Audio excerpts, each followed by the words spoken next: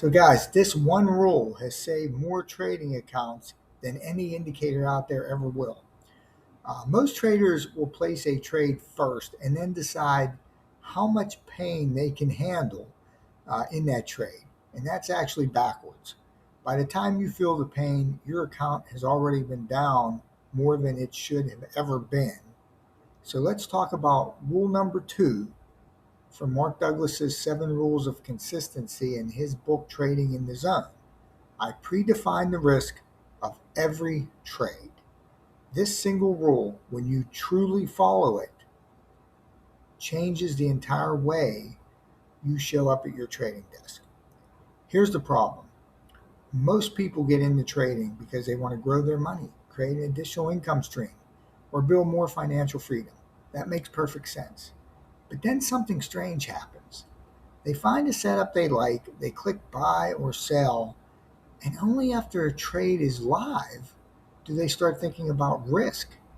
The market starts to move against them, and suddenly they're doing the math in their head. How much am I down? Can I afford to hold this? Should I move my stop? Should I even have a stop? That's not professional trading. That's gambling. And here's where it gets worse. The standard advice doesn't always solve the problem. People say, use the 2% rule or set a stop loss and walk away.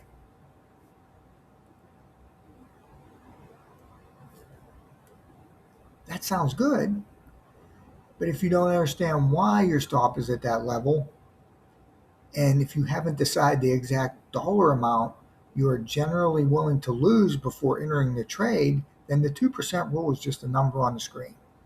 The moment your trade goes red, emotions can still take over.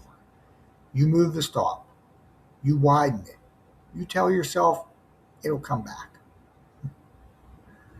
One bad trade bleeds into two, then three. Now your entire week is damaged because one trade became much larger than it ever should have been.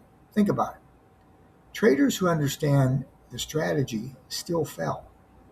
Not because the strategy is broken, but because they skip this step. They skip predefining the risk, and without it, every other rule starts to fall apart. So what does predefining risk actually look like? Let me make this concrete for you. Imagine you're a professional chef working a busy Saturday night dinner rush.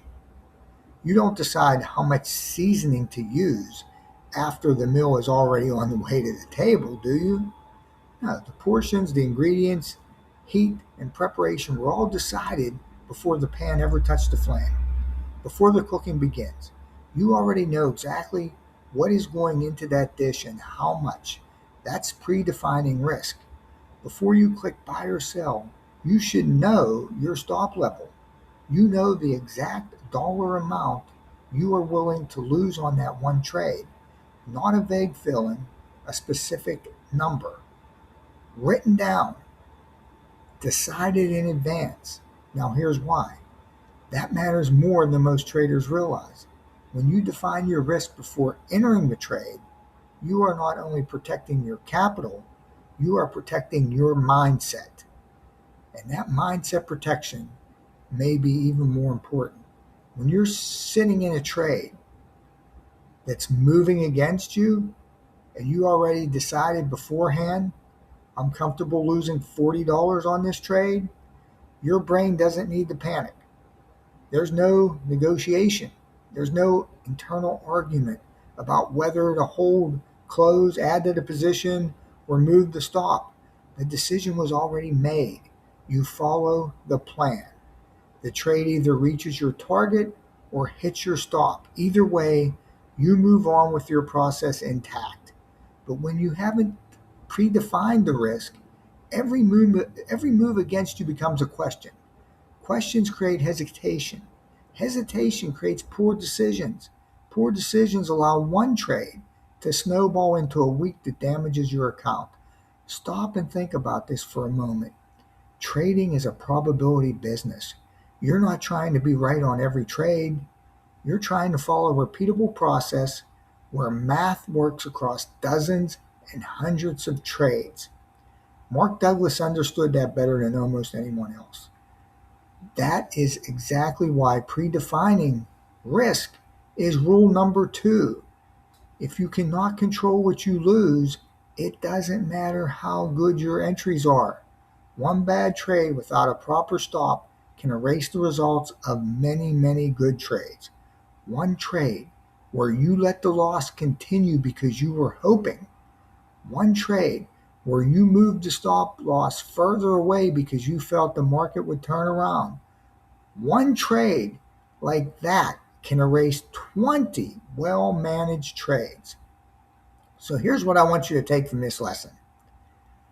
Never enter a trade without knowing exactly how much you are willing to lose. Write the number down. Choose your stop level before you enter. Calculate your position size before you enter. Make the decision before you click buy or sell, not afterwards. Not while the trade is moving, before. That one habit protects your capital and your mindset at the same time. One losing trade remains just one losing trade. It does not become an emotional spiral. The 7 rules of consistency, especially rule number 2, I predefine the risk of every trade, are not complicated, but they require you to slow down and think before you act. That is the part that many traders skip. By the way, if you want to see how all 7 rules come together inside a repeatable trading process, one where losing trades are shown right alongside the winners, go to sorianoformula.com. The link is in the description below.